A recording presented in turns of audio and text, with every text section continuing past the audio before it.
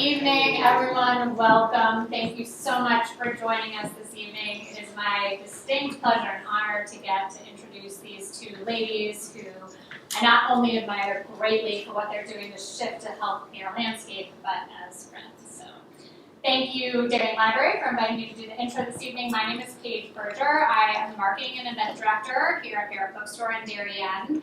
And a big thanks to the Friends of the Darien Library for their support of evenings like this, and really to you for support of evenings like this. I think it says something about our town that we have a thriving library and independent bookstore, and that we love working together. So we're really, really glad you're here with us tonight.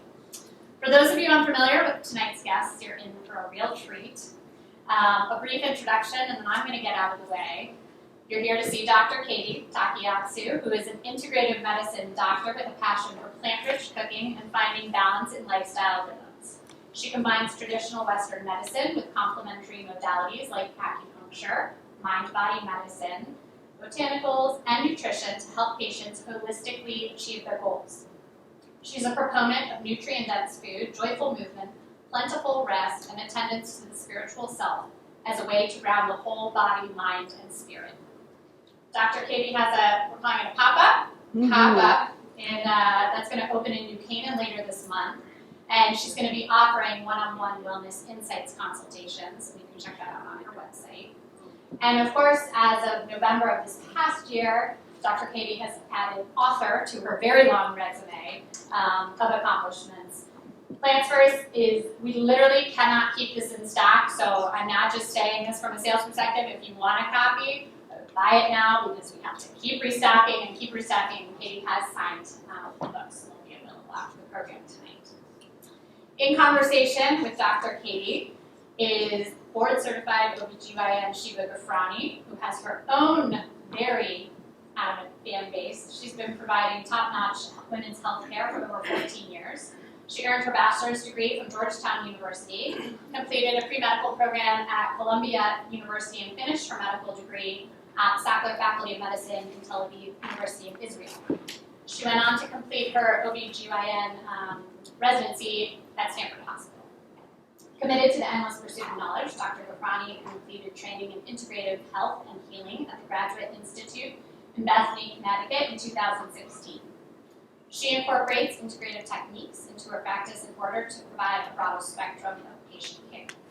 Shieva also has a super amazing, pretty brand new project called A Tribe Called Bee, whose purpose is to increase your knowledge and decrease your anxiety about your OBGYN healthcare. And she has a very robust following on social media, and she can tell you all about where to learn about A Tribe Called Bee too.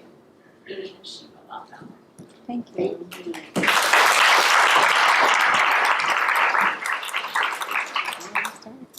Thank you for coming. Can you hear me if I don't lean forward? Okay. Oh shoot, so maybe we do have to pull We thought it was a little more intimate if we had these lower, but we will put them higher up right here. In the meantime, I'll yell until I can get this up. So I wanted to start by telling everyone, is that better? Is mine on? Can you hear me? Yes? Okay. Okay. First of all, thank you. I'm always amazed when people come out in person, in real life, now that we're all on Zoom. So I'm always amazed when people come out in person. Yes. So I appreciate it on a Tuesday night when it's kind of dreary out. I need to talk a little bit about how Katie and I met. So we met as colleagues. I've been here. I love that Paige said 14 years. I've been in Stanford as a doctor for 23 years. 14 years makes me sound much younger, closer to Katie's age. I wish it was that.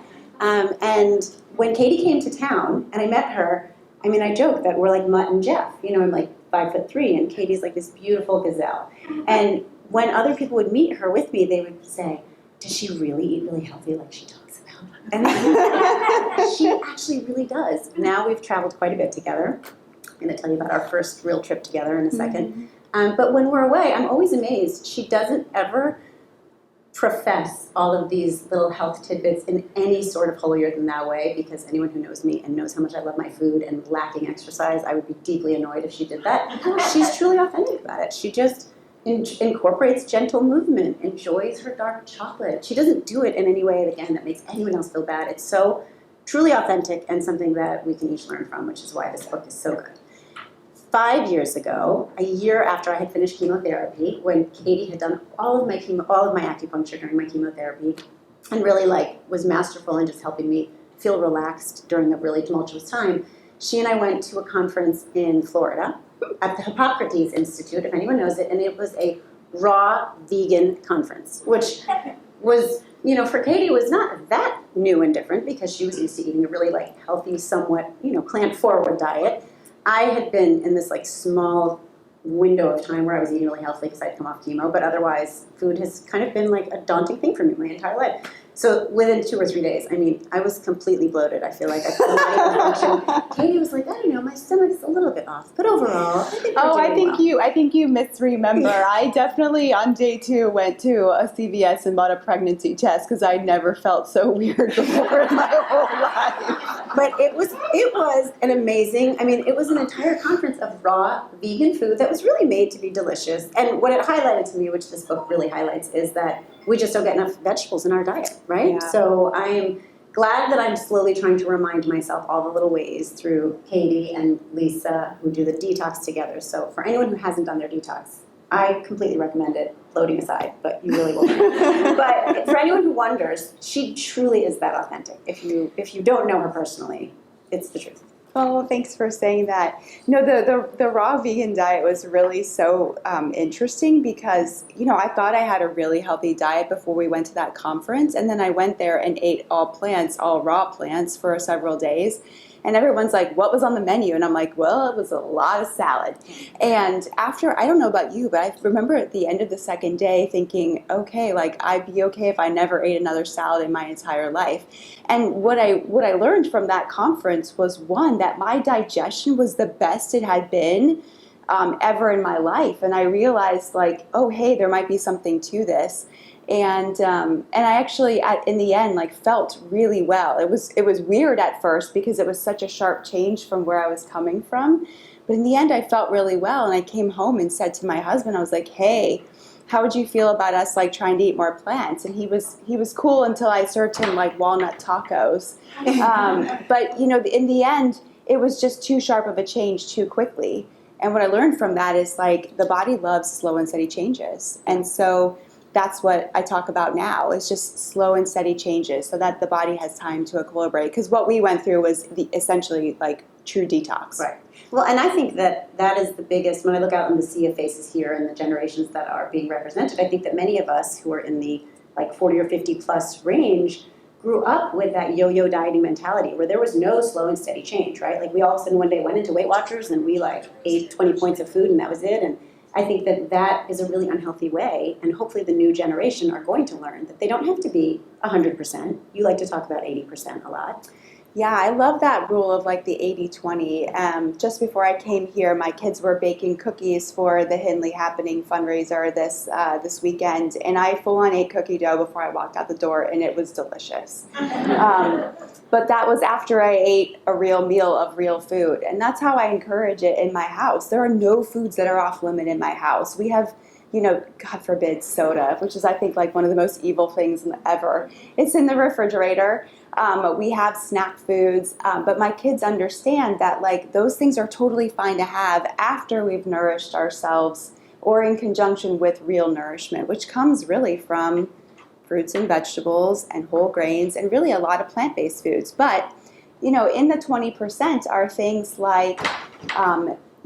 animal stuff. I am big into poultry and beef, if you like it, eggs if you like it as well. In that 20% are, some processed foods because you can't get away from them. And who wants to be the kid or the adult who can't ever have any fun because they're eating clean all of the time? And so built into that 20% is a lot of leeway to give yourself a lot of grace, a lot of space. Because, we talk about this all the time, that you can't be perfect all the time. No, I think no one can be, and I think having grown up in that diet mentality, we think we're going to be, and then we fall off the wagon. Oh, yeah. So that's one of the first things I wanted to talk to you about. You grew up very much in the Midwest, which is, it sounds cliche to say, but very meat and potatoes kind of It place to grow was up. But in the midst of a cornfield, right. But your mom even herself did some holistic work. Yeah, right? she did. My mom has always been a proponent of just thinking about things from a holistic perspective. That is who she is. And we definitely had like very, I would say, prototypical meals when I was growing up. You know, it was an animal protein, and almost every night we had corn and potatoes of some sort, and then some kind of green vegetable. And like that was the balance.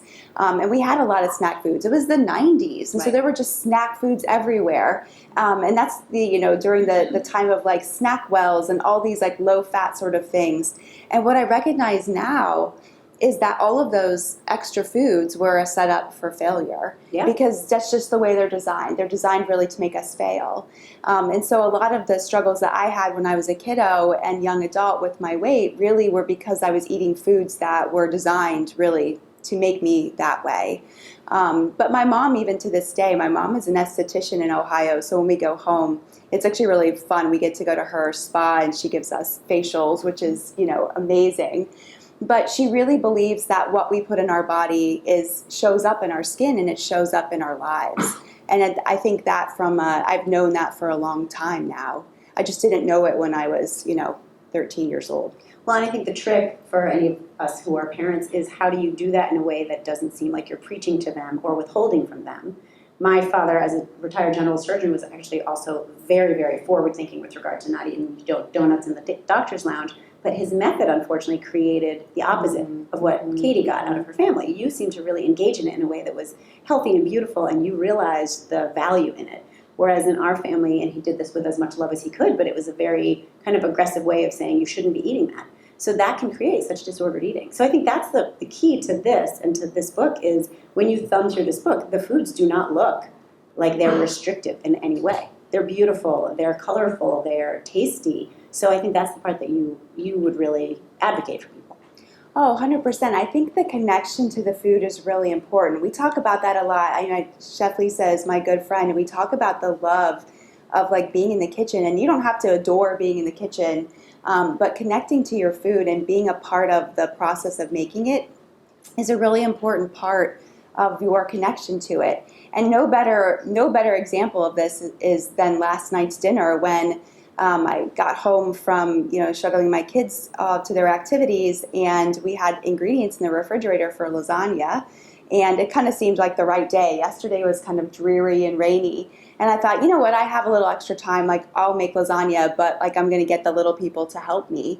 And the three of us created the lasagna together, and the buy-in from them for that spinach-filled lasagna was much higher than it may have been if they had just shown up to eat it. And I think that when we are part of that creative process, when you're the one who's stirring the spinach, or you're the one at the grocery store who's choosing the cauliflower because that's your favorite vegetable, you have buy-in. And that's what we all need, right? We need connection to the food. Right. Because when you're just ordering it from somewhere, which is totally fine, you should order when you want to. But connecting on a regular basis is the best way to do it. Well, and I feel like I remember I was at your house one of the times, and I don't know if the boys were eating breakfast, but I was like, they have vegetables on their plate for breakfast, and it was a good reminder that, especially after our experience at Hippocrates, how devoid of vegetables our daily lives are. I mean, I'm a master faster now, and I'll go all day in my office without fasting, but that also means that when I eat, I'm eating more protein and fat as opposed to vegetables. And so Katie's trick is really throw in vegetables at every meal just a little bit so that you can get more of that in your plate. 100%. I think that the rule that I come back to is kind of like the 1, 2, 3 rule. So if you can get 1 serving in at breakfast and maybe 2 at lunch and 3 at dinner, you're probably doing a pretty good job. When we got home from Hippocrates, that was when we started eating vegetables at breakfast, because I realized very quickly if we don't really start early in the day, that it was just really hard to get in. And I remember at the time, this was 5 years ago, my kids were they were little, they were 4. And one day, somehow magically, we were out of vegetables in our house and we didn't have them to put on the plates. And I literally caught them around the corner high-fiving each other because they didn't want to eat vegetables at breakfast either, so you're not the only one. But now it's kind of a rare day if we don't have vegetables at breakfast. It's just become a part of like their pattern. And thankfully, I could start that pattern at 4 or 5 years old. Yeah. But if you're sort of managing that with an older kid or as an adult, it's a little different, Well, so I want to switch gears a little bit and just talk, because we're going to talk about the actual plants and food and how to do it. But I think that especially nowadays, we're hearing so much, we're experiencing ourselves so much, and our friends and our family about mental health. Mm-hmm. And I know that you had written pretty openly in your book, which, you know, I love. I love when people are open, even if they don't want to be public. But I love that you were open and public about when you started medical school and just feeling some mood changes and sadness and anxiety and depression. And we know there's very clearly a link for many of us. I mean, I joke that when I eat sugar, I can feel myself not only hot flashing from menopause, but like I'm sent into a rage. And I feel myself being angrier at my children and yelling more. And while I know that, the addiction potential is so strong. So that really affected you, that you started to feel that way. You know, I was an overweight kid and always conscious of where my number was on the scale and how much I weighed. And I could probably tell you what weight, I'm sure you could too. Every day. Every single weight that I've been at different times in my life. And when I got to medical school, you know, I had gone to a really great university, but I got to medical school and I was with the cream of the crop, and everybody seemed to know more than I did. And I remember, you know, those first couple of weeks of just transition to a new city. My boyfriend / fiance was living in a different state, and I just was alone. And I remember very distinctly like coming home from the anatomy lab and trying to make something healthy for dinner, like trying to make a salad and making a whole bowl of salad and taking one bite and thinking that, God, this just tastes like the anatomy lab, and I just throw it away. And so literally by Thanksgiving when I went home, my grandmother, who was like, "You look great," and I'm like, "It's coming at such a high cost." And that's what it felt like. It just felt like adrenaline was being pumped in my veins the entire time, and I wasn't sleeping, I wasn't eating right, I didn't feel great. And I recognize now, you know, that I was really, really anxious and depressed because it was just such a hard transition in life. And thank God that I had supportive parents. Thank goodness that my husband was so great and would come and cooked for me on the weekends and, like, you know, take care of me and my friends. We used to have Sunday dinner where everybody would come over and June would cook after we'd spent all day studying. And it, you know, those were the times that like supported us. And it was because of my friends and my community that I really was able to kind of come out of that, along with making sure I took 20 minutes to exercise every day. You know, that I did something that felt good for my mental health, mostly, which is just, you know, talking with friends. And then, you know, once I didn't feel so bad, I was able to sleep again, which of course makes everything better. Yeah. But yeah, it was a real process. And when you notice what you're eating and you know you're eating healthier, not just in a controlled way, but healthier, you really do. You're able to wrangle your mind so much better. Oh, 100%.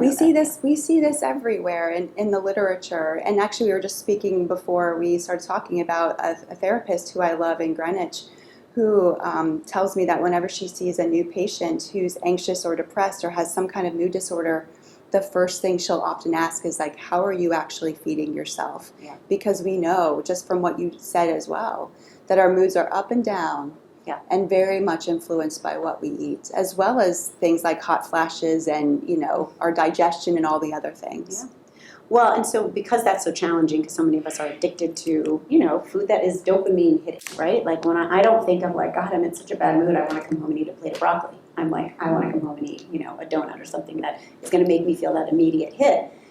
Which is why I love, so now we're going to really talk about the plants. You don't necessarily advocate for veganism or even being a vegetarian. You just really want us to improve and have more plants. So we need to discuss, like, what are the divisions? What do you really think about, for example, being a vegan? Do you think that can be as healthy, or do you think it really is better for us to be plant forward and incorporate some protein from other sources? I mean, it's a great question. I think veganism can be totally fine. And those who are plant-based and really only eat things that come from plants is a fine way to live life. You just have to be careful about getting the right amount of vitamins that are typically found in animal food. So that's a really important thing. But I think that we all kind of exist on a spectrum. Some of us aren't thinking about plants at all, and some of us are you know, plant-based completely. And then there's a whole group of us in the middle who might be plant curious or plant forward. And I sort of settle in that space of plant forward. I literally do put plants on my plate first. And that's how I live my life and how I teach my patients to live too. And so sometimes it's really hard to think about like, well, how do I actually do that in real life? So I think a lot about plate real estate because it's very easy to think about what does your plate actually look like. And most of us need to choose slightly smaller plates. Last year for my birthday, I bought myself new beautiful white dinner plates and salad plates. And after I got the beautiful white dinner plates, I realized that they are really too big and that we really should be eating off of salad plates at my house. My children maybe need to eat off the big ones because they're growing and they're building muscle and they're literally running around for hours on the baseball and soccer field. Like they need to eat because that's what their bodies need. But I'm not doing that. I'm just, moving from thing to thing during my day. And so a salad plate actually suits me quite well. But what I try to do is divide that plate into half. And I try to dedicate half that plant real estate or half the plate real estate to vegetables. So anything in that category from, like your bitter greens, like Swiss chard or arugula or, spinach for that matter, to all your cruciferous vegetables, your broccoli, cauliflower, Brussels sprouts that we know are so good and so anti-cancer. All of those sort of like less sweet vegetables, that goes on half the plate. And then the other half I like to divide into three. And a third goes to protein, either from a plant or an animal source. We have both at my house, and I encourage people to have both if they like them. A third goes to fat, and a third goes to our starchier vegetables, the ones that you taste that are inherently sweet, the ones that most of us really like, either that or a whole grain. And I find a lot of people really skimp on carbohydrates because they're worried that they're going to get fat. Mm-hmm. But a good diet does have some whole grains and starchy vegetables in it in the right amount for you, and everybody's a little bit different. And then so the protein that you're putting in, plant protein meaning you eat tofu. Oh yeah, and I love things like lentils and legumes and beans. Nuts and seeds have a nice amount of protein. Even I was looking at the package of green peas the other day. Even a cup of green peas has 8 grams of protein. Like, who knew? I never knew that. I always thought of it as a starch and something that was like all carbohydrate. It's not. It actually has protein in it. So you get a little bit of trace protein from a lot of the stuff in your on your plate otherwise. But I do like to dedicate some to plant or animal protein. And I'm also a proponent of whole organic soy. So a lot of people are scared about soy, and I think especially, I'm sure you come across this all the time in your work, of people who are like, well, I'm not going to eat soy because I don't want to get breast cancer. Right. And the soy that's going to increase your risk of cancer is processed. If you see the ingredient soy on the ingredient list of some kind of processed or packaged food, and it's not edamame or tempeh or tofu, that should cause you pause because that's the wrong kind of soy.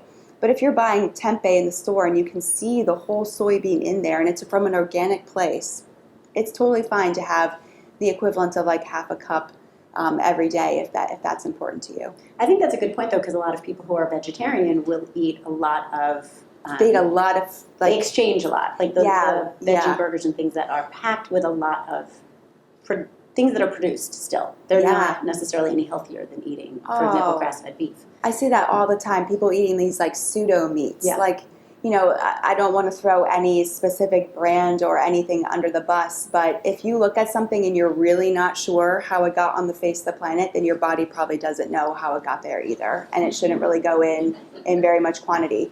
But if you have a barbecue every summer with your buddies on 4th of July and you want to have like one of the plant-based alternative burger things, sure. But would I make that a thing that you'd have every week? Probably not. Yeah, and I think that happens a lot, yeah. It does, because they're so readily available. Right. Well, and so now it's become really popular to have plant-forward, plant-based. When you went and looked at all the books, what was missing? And why did you decide to write your book? I remember when you told me about writing your book. I think I came to meet you for lunch, which was a rare event. And you I know. Like, I'm going to write a book. And I thought, oh my God, that's amazing. How do you have time to write a book? So, yeah, what was missing in the marketplace with all the books out there? Because as we know, there are a lot. Yeah, I think it was the practical physician sort of idea. I write a blog post about every week, and generally we share recipes just from our kitchen, and I call it Dr. Katie's Life Kitchen. And the whole idea is like that I'm just sort of sharing with you what's being created, and I think is kind of unique and interesting. And my life kitchen is my medical knowledge, which I've spent a lot of time and a lot of money, let's be honest, sort of putting together. But it's also like the fact that I'm a mom and I'm a busy person, and I like healthy food, but I don't want to be in the kitchen for 5 hours slaving over something. And it's all these things that I've put together and amassed over time that seem to resonate with my patients, because that's how my blog, my website started. It was really meant as a way just to give my patients more resources, because there wasn't someone out there with my unique point of view. And I think no matter what it is in your life that you might want to do, I mean, Tribe Called V is another idea, right? There's no one out there doing exactly that, who's doing it in the way that you would do it. And the magic that we provide to the things that we feel passionate about it's unbottled. You just can't buy that anywhere. Yeah. So I feel really privileged to be in a space where I can give that information because my opinion is respected. And I'm grateful for that. Yeah. Well, and that's what I think when I look through it. Not that I've looked at all the vegetarian books or plant-forward books, but I did actually peruse a bunch of them. And what I found as someone who, again, this is not as natural to despite being a physician, because I know I should do it, but it's not what I really want. I can't lie and say I'm dying to eat all these vegetables all the time. I'm really still dying to eat junkier food. And so what really appeals to me is that it's not just recipes with like these crazy ingredients where you have to go to 10 different stores in order to find them, because then I will not do that. And so you look through the book, it's not only beautiful, the photography is beautiful, but they're really actionable recipes that are simplistic. And so if we can put out a whole sheet of vegetables and roast them and have those, next to our meal, I feel like those are the little tricks. So to me it was so realistic in a way that I thought, if I can incorporate these little tricks, it's going to make a difference. And I think that's unusual, because typically I would have looked at the bookshelf and thought, there's a million other books like this, why would I bother writing it? And yours really is something unique and different. I do think we should talk about some of the specific details, because people always ask both of us. For example, I want you to cover, what supplements would you tell almost everyone to take? Like, is there one extrapolatable one? I have a feeling I know what you'll say, because I think we always say the same thing about this. And also, what do people need to look for? If they're changing their diet in this way, are there negatives outside of just the initial digestive changes? Is there something they need to look for? Do they need to be worried about, how much protein they're getting and things like that? Because I do think in America we tend to go whole hog. All of a sudden we just adopt something, and that can be really problematic. And sometimes it's not healthy. So we really do need to be mindful of those things. Absolutely. There's a lot of myths about eating more plants in your diet, and one is that you can't get enough protein. And the truth is you totally can. You just have to be really thoughtful about it. If you are, completely vegan or plant-based, then yes, you have to be really good about thinking about where the protein is coming from. And there are certain plant-based foods like quinoa that actually have all the essential amino acids, the ones that your body can't make that you need to actually build your protein. So you can find them if you're just combining foods in different ways. And nature actually, and just our experience on this planet actually allows us to do that. Like my nanny for us tonight made rice and beans, and rice has some essential amino acids, and beans have others, and together they actually meet all 20. Isn't that cool? That that's just the way that you would always sort of prepare something like that. But it's easy to see why we marry these foods together. It's like why you put turmeric and black pepper in a curry together. It's because the black pepper actually enhances the turmeric absorption. Like these are just like the way that we've always cooked, and so you can use tradition and the things that your grandmother or your mother may have taught you to show you the way to make it work. But protein is a really big deal, and most of us eat a lot more protein than we actually need. The average person, if you're just sort of you and me hanging out, needs maybe 55 to 70 grams of protein, which is not a ton. And just to give you some reference on that, 3 ounces of chicken is maybe 20 to 25 grams. A good serving of tempeh would be 20 to 30 grams, depending on how much you get. So it's really easy to get it in. You just sort of have to be thinking about it. But you don't need as much as you think you do, which is also really helpful for your budget, because I think we as everybody's very cognizant of how much food is costing these days, and you don't need to spend a ton at the grocery store to actually have really nutritious food. I'm also a really big believer in the protein department and buying higher quality protein. So if you are going to spend, buy all your plants, because they're actually pretty inexpensive relative to the cost of say wild salmon or something like that. So protein's a big deal. In the micronutrient or sort of essential, I would say essential sort of vitamin or supplement range, there's a couple of things that are really important. If you are plant-based or just a human on this planet, your vitamin D needs to be checked, and probably you need to be supplementing with vitamin D, because vitamin D in the plant world is pretty much non-existent. It's really only available in mushrooms. It's really mostly in our animal products. B12 is another one that if you are completely plant-based, you have to be really careful about, because you can only get B12 again from animal things, and so you have to be really cognizant of that and supplement that. Iron and calcium are other big ones, and we see this especially in our more vulnerable populations, our menstruating girls, our pregnant and breastfeeding women, and especially kids also just tend not to get as much iron and calcium as they need, because they're growing and their needs are constantly high. So those would be the shout out ones that I sort of think about. Yeah. I mean, vitamin D, I think you all hear about it a lot. That's a big one that we both align on that, I always joke with my patients, unless you are lying naked in the sun, or if you say to me, but I garden, and I say, well, are you gardening naked? If you're not gardening naked, you are not getting enough vitamin D3. Yeah. You need it from the sun. You cannot really get it from food, egg yolks, I think some nuts, things like that. But even then, you will not appreciably get it from your food. That said, it's really good to get it checked. And I would say, especially because I speak so much to women who are perimenopausal and menopausal, it can even help with hot flashes and night sweats. So there's a lot of bang for your buck for men and women and everyone in between to take vitamin D3, because it can decrease COVID symptoms. They think it can decrease cancer. It certainly helps our bones. So Katie and I get asked a lot, what is the one vitamin you would all take? And that's the one. And I forgot our second favorite to vitamin D is magnesium. Magnesium. Gosh, magnesium really changed my life. I know. This is a simple one. So actually, I really want us to make this point. D3 is such an easy, I always joke, it's low-hanging fruit. You don't have to buy an expensive one. You can go to Trader Joe's, CVS, it doesn't matter. You can take 1 week's worth in one night. When I'm on call for the week and I don't know if I'm home, I'll take a whole week's worth. I like that. Because it's fat soluble. So it's not like calcium where you have to divide the dose and it gets peed out. It's safe to assume you're low, again, unless you're lying naked in the sun.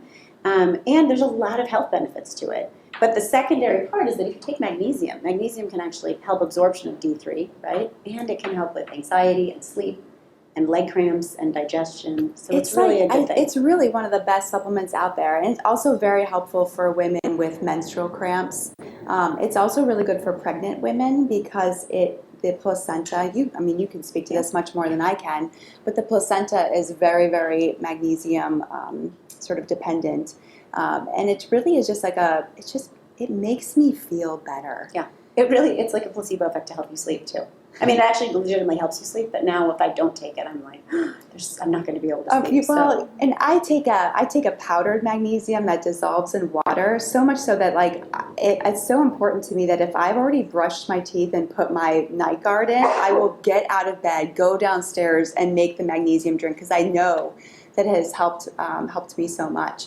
But it's such a good aid too for digestion. So if you're a little bit constipation predominant, it can be a helpful aid that way as well. But it does matter what kind of magnesium you have. Because tell us about that, because that's you buy the wrong kind and you could end up, in the bathroom all day. So if you're a little bit more on the constipated side, or you have a firmer stool, you could probably do magnesium citrate or oxide. But if you are someone who has a stone cold normal stool, or if you tend a little bit towards a looser stool, obviously you should actually talk to me about that, because it's not normal to be constipated and have diarrhea your entire life. That's not okay. But you should have a chelated magnesium. I usually recommend magnesium glycinate. Yeah, and there's a few that combine a few of them. Yeah. So outside of even plants, and we're going to get to questions in about 5 minutes if anyone has questions, but outside of just talking about plants, your book also really does a great job of without being preachy, because I don't like to be preached to, and I don't think most of us do, just talking about all the different things. We really need to be mindful about gentle movement. We need to be mindful about, ideally, wrangling our mind in meditation. I actually heard something today that the average person, if they sit all day versus just standing, will actually lose 5 pounds through the course of the year the difference between just standing versus sitting at their job. And that's not aggressive movement. That's not getting on a Peloton or exercising. And so that's something else I've always really liked, that you always use the term gentle movement. Because again, to someone who doesn't love to exercise, I joke my Peloton that I ordered during the pandemic is taunting me in my bedroom. I actually hate it now because I don't want to use it. And so every time I take a walk, I think Katie would advocate for my gentle movement. This is me nurturing myself. Think about the last several times that you and I have hung out. We're not sitting down and having lunch, though that does sound really sweet. We should do that. We've been taking walks. Which are not gentle. She is so tall. I have to run behind her. This is like a jog for me. I mean, truly. And it's not a fast jog, but it's a jog. And so I know. But really, I do think that makes such a difference. I think being able to advocate and teaching young people especially that you don't have to go out there and kill yourself or run sprints or do the Peloton. No, not at all. Because in the act of over-exercising and exercising so aggressively, it actually releases, which can be helpful, right? It can be helpful to release epinephrine and norepinephrine and cortisol. That can make you feel really great.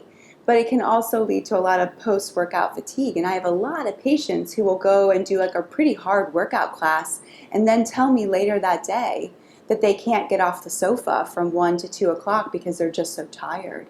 And as soon as they start to shift their workout routine and, eat a different kind of lunch, they're in a completely different territory. Yeah. So I'm a big believer in gentle exercise. Also because, I don't know about you all, but north of 40, I can hurt myself. I know. Full on hurt myself doing the silliest things. So I recognize that being present in my head while I move is actually really important, because otherwise I'll injure myself.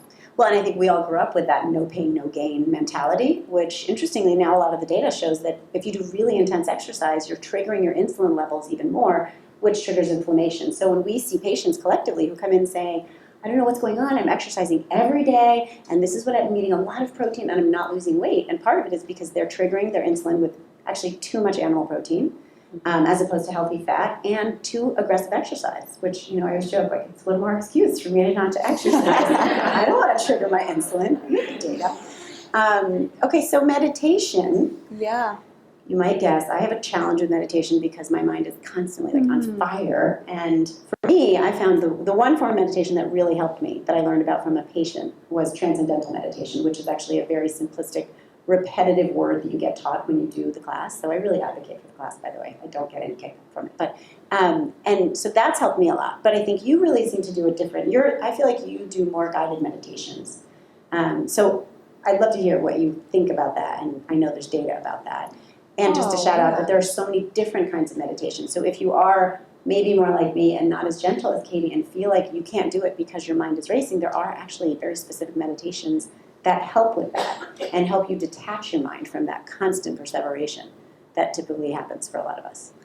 Yeah, I think about it on, the course of a spectrum, right? So the pure meditation in my mind is something like mindfulness, where you really are inviting your body to stay, your mind to stay present, and just kind of letting go, the little thoughts that kind of enter in, letting them float off on a balloon or a cloud, and just coming back to this present moment, and often, focusing on the breath. And that's what people think about when they think about meditation. And then on the sort of other side of the spectrum would be something that's like a movement-based meditation. I love yoga and was so grateful that during the pandemic, my one pearl, we all have COVID pearls. There are many things to be so upset about, but one COVID pearl for me was that my yoga teacher from the city went back online and has continued to teach these last couple of years, and reconnecting to something that so deeply soothes me is just really just amazing. I just did it this morning in my attic, and it's not cute. I'm in the attic amongst a bunch of TV boxes.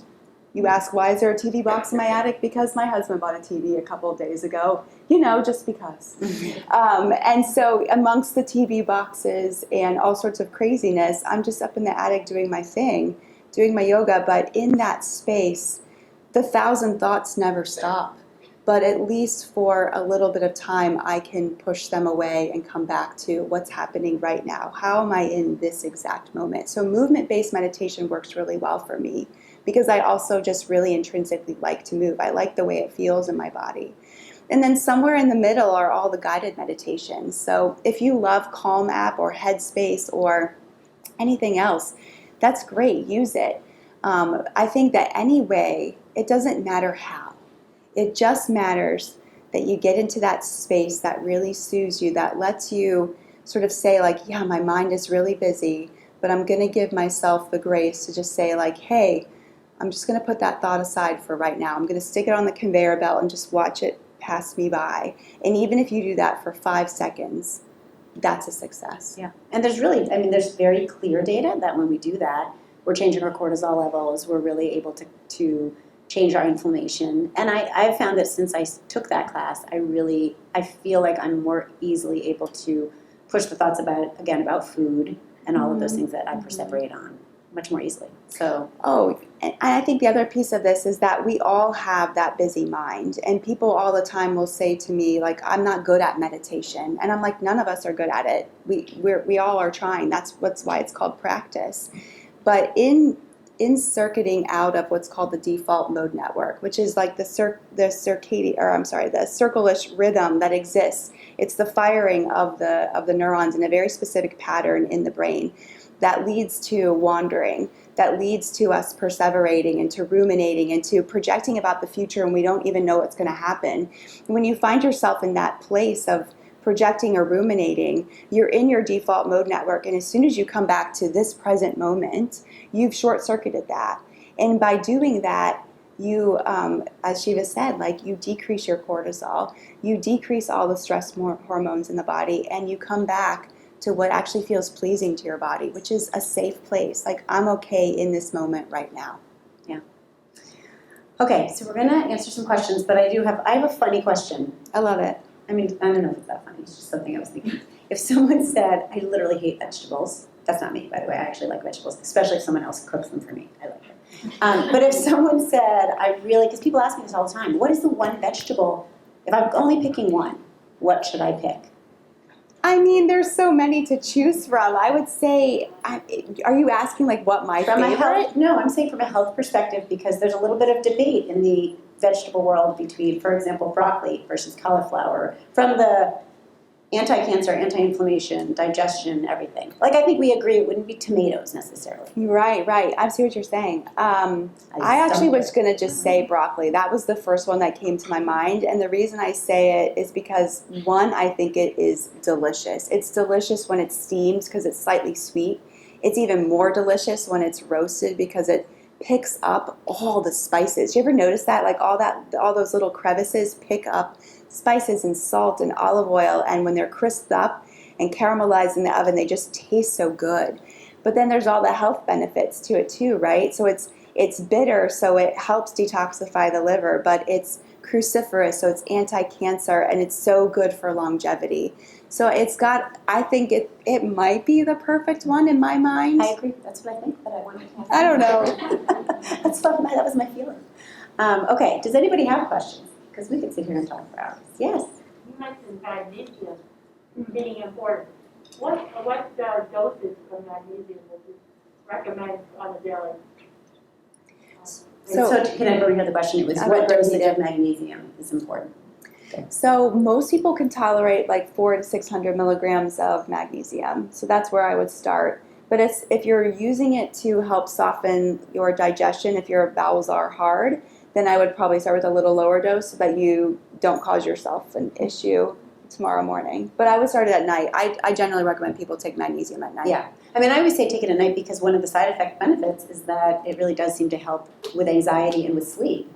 So for many of us, again, in menopause, I don't want to take a sleeping pill. I'm not taking hormones right now for various reasons, and so I take my magnesium every single night. I happen to buy a brand that's very inexpensive on Amazon that combines glycinate, oxide, and I think threonate.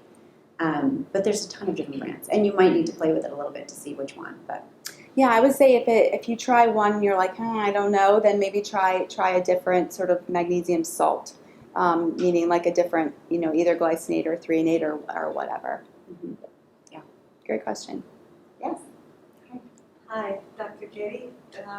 This is a two-level question. you mentioned that animal protein is okay. So how would you qualify that in the categories of animal protein? And the second level of question, it has to do specifically at how would you categorize the red meats? Do you want to repeat? The question was about categorizing meats specifically, and how do you basically approach All the animals. safety of Oh, animals. not just meat, but Yeah. all animals, And do you- poultry, fish. And you mean the That's the first safety with level. regard to human safety, or the ethics behind As it? part of our pro-health, pro-anti-inflammatory, pro-anti-cancer, all those things that you were mentioning earlier. Well, in the end, the reason I came myself to really living a more plant-forward lifestyle was that when I look at all the research, when I look at the research for anti-cancer, anti-heart disease, Alzheimer's runs in my family, a lot of other things, when I look at all the research, really when we come down to it, it does show that we should be eating more plants. And so that's why I initially really started being very cognizant of this in my own life. And it's tough to say, what exactly someone should be eating, right? That's very individual. But if you made a Venn diagram of all the different diets that existed out there, from paleo to keto to, the Mediterranean diet to a plant-based diet, and you overlap them and you figured out where they overlapped, it would come down to a lot of plant-rich foods and some healthy protein from animals. And when I say healthy, in my mind there is kind of a hierarchy. So there are some essential things that we need in our lives. We need the essential fatty acids called omega-3s, and those are really only found in cold water fish. So at our house, I gave my kids actually the choice of having an omega-3 supplement, and they didn't swallow pills at the time, so they were biting into them, and they were choking them down saying, "We choose the salmon." So we had a choice at our house. You either eat the salmon or you take the pill. But most of us really should be thinking about, if we're not supplementing with an omega-3, we should be thinking about building that into our lives once or twice a week. So salmon, black cod, halibut. I always buy wild fish. I think of farmed fish like it's just a protein. It doesn't really do anything for you. And I want the stuff I put in my body to do something for me. I want it to work for me. And omega-3 rich fish really work for us. And so those are probably the most important in my mind, animal protein. I think about chicken and poultry as sort of neutral foods, sort of similarly with eggs. There are some things that go for them. There are some things that sort of go against them. When it moves into things like our fattier meats or just lower quality stuff, that's when it starts not to work for us as well, and should be thought of more of just like beef just makes really life worth living. And so that's how I sort of think about those in my life. I also really recommend being cognizant of buying organic animal protein. Like, that is so huge. Anything in your life that comes from an animal should be organic. The only other thing that I really 100% recommend being organic about is organic soy. So tofu, tempeh, edamame should definitely be organic. And pay for your protein. Don't buy the cheapest stuff out there. Buy the stuff that is that comes from a reputable farm. If you know where the farm is, there are so many beautiful places around here to get good quality meat where you can actually pretty much know the farm that it was raised on. If that's okay in your budget, like, go for it, because then you can be assured that those animals are not being fed corn and kept in a sad shed, but actually allowed to graze on the grass and have like a pretty good life. Like, that seems like a nice way to enjoy animal protein. Yeah. Well, that's what I was going to say, and I think more important than even organic is grass-fed, right? Because you can get organic that's not grass-fed. Yeah. And grass-fed is ideally true. better, because then their omega-3, omega-6 ratio is a little bit better. A little bit better. It shifts just a little bit, but yeah, I mean, if you're gonna eat it, like, make sure it's high quality, and then you don't have to feel so bad about spending $35 a pound on halibut, because you can buy that if it's in your budget. And then at the same time, you can spend $250 on organic tofu for your next meal. So it's like it all balances out in the end. So there's a way to balance your grocery bill too. Yeah. I think, does someone have a question? Vegetables for thyroid. Ooh, So the question was vegetables for thyroid. So there's a couple of nutrients that are really essential for thyroid health. several, but the two that people really come back to are selenium and also iodine. And there aren't a ton of sources of iodine in the diet, and especially because now we're all getting into those fancy sea salts. A lot of the salt that used to be iodized, we're just not getting in the diet anymore. And so the iodine that we would sort of naturally get that way is not really a part of the diet. So it's best to try to look for sea vegetables. So I never knew these things existed before I met my mother-in-law, Mrs. Takayasu. She's very big in Japanese cooking, into using things like kelp and dulse flakes and wakame flakes and just other things in the diet that provide that natural iodine. But if you like those little like seaweed packets that they have that are salted and roasted, they're actually pretty tasty. Those are nice ways to get iodine in your diet. But being cognizant of that is important. The other thing that's really important is selenium, and you can find that really easily in Brazil nuts. And you just eat 2 Brazil nuts a day and you get the selenium that you need. There's a lot of stuff out there about, can I eat cruciferous vegetables? Are they anti-thyroid? I mean, unless you're eating like only broccoli, unless you're Shieva and eating only broccoli for the rest of your life, there's a pretty good chance you're not going to eat enough of any one vegetable to like really do anything disastrous to your thyroid. So in my mind, being well balanced and taking care of your body that way is the way to go. Yes. You're talking about vegetables. What about fruit? Oh, it's a good question. Ooh, fruit is a good question.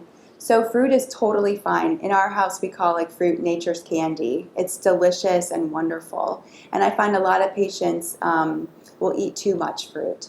So I always talk about vegetables and fruit. We need about 4 times as much vegetables as we do fruit.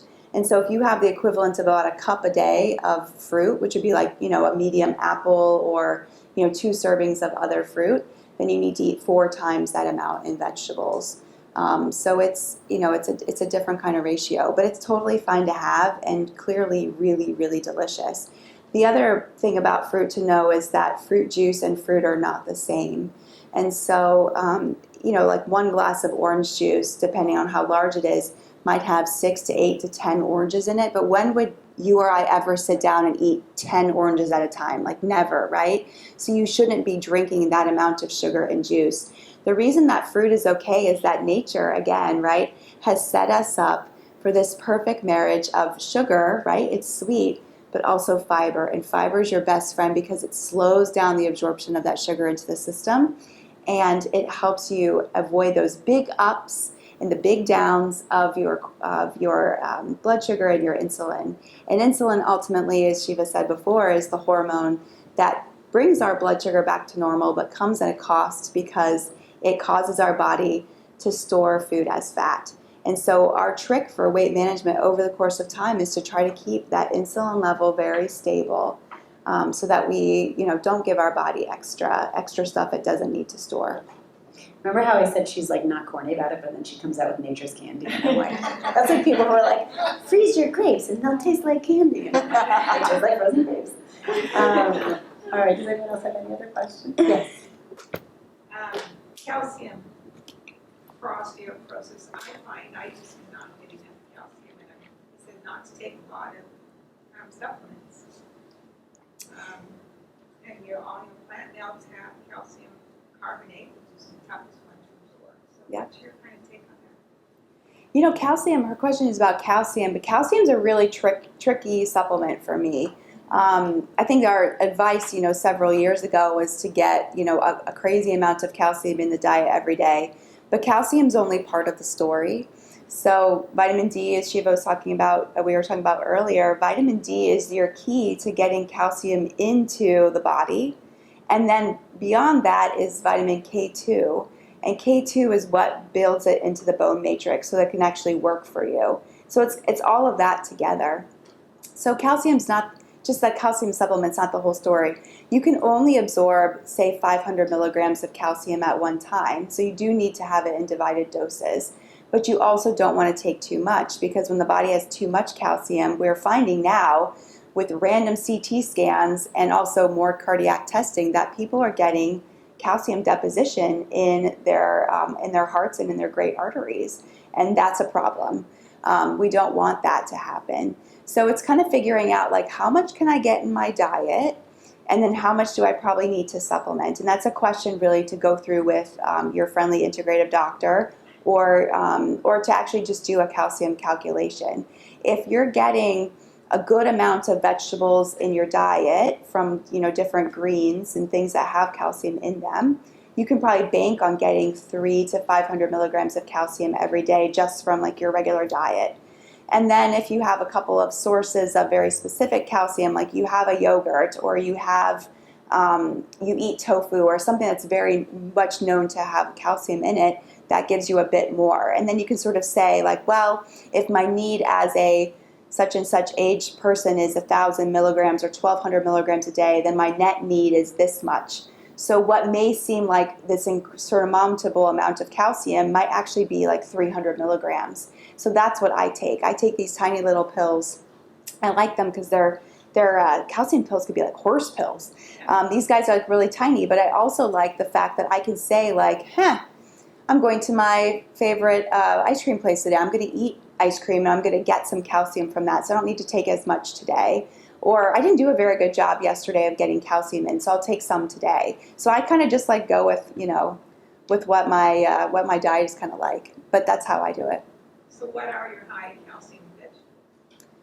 Well, anything that you can eat the bones of would give you calcium in the fish department. So if you're thinking about high calcium fish, you'd be thinking about sardines. And if you are able to buy any of your fish with bones in it and eat the bones, like a canned salmon that has bones in it, that would give you more calcium. That's where I would start. And vegetables, I think she asked also. Oh, yes, and vegetables. Oh, high calcium vegetables, sorry.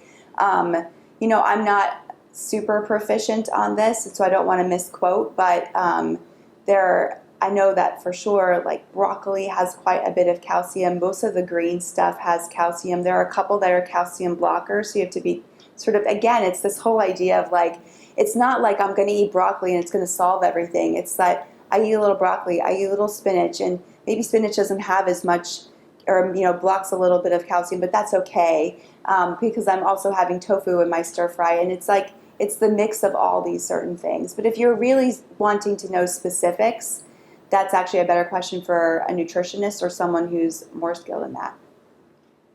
Paige, do we have time for one more question? Well, Yes. Hi, Dr. Katie. I have a question. You're talking about all these different supplements. Which one would be, is there one supplement that would cover a multitude of sins rather than because I personally do not like taking pills, yet I have to. Yeah. It's so nice to see your whole face, by the way. COVID's been so strange, I think, for so many of us, especially who have to wear masks every day. It's so nice to see someone's whole face, all of your faces, most of your faces today. One supplement that would really solve things. That's tough. But I have found over the course of time a couple of multivitamins that I really think pack the punch, and it's one pill. Because they have so many different small amounts of many different vitamins. So it's still counting on you to eat your way into good health, but it's just giving you that little reassurance that you've got this thing on the back burner that's working for you. And most of them that I recommend to patients will have, other things in them, a little CoQ10, a little choline, a little, sometimes I'll pick ones that have little adaptogens in them that help us adapt to stress. You can find these combinations out there, and they come in 1 or 2 pills, which isn't quite so difficult to swallow. And then you can get your vitamin D and your magnesium and all the stuff in one. But those are only for those who eat their nutrition also. Yeah. Thank you. Thank you. For hearing about it. We didn't even get to talk about dark chocolate. Oh, that's She really next doesn't time. like chocolate. I just want to also plug Shieva's presence on Instagram. She's lovely, big love, fierce juju, in case you're interested. I'm at Dr. Katie. And I also want to plug I want to plug Paige and Barrett's Bookstore. They've been so incredibly supportive of me publishing this book from the start. And I just love what they offer to our community. So if you have it in your heart to purchase yourself a book or someone in your life who you love, if you can purchase it from Barrett's, it would mean extra to me. Like I said before, I make like $1 on each book. But that's how they stay in business and continue to support our community. And thank you to the library. Yeah. Thank you to Darien Library, also incredibly supportive of local authors and of just community programming that matters. And so I'm grateful for that. Thank you. And thanks for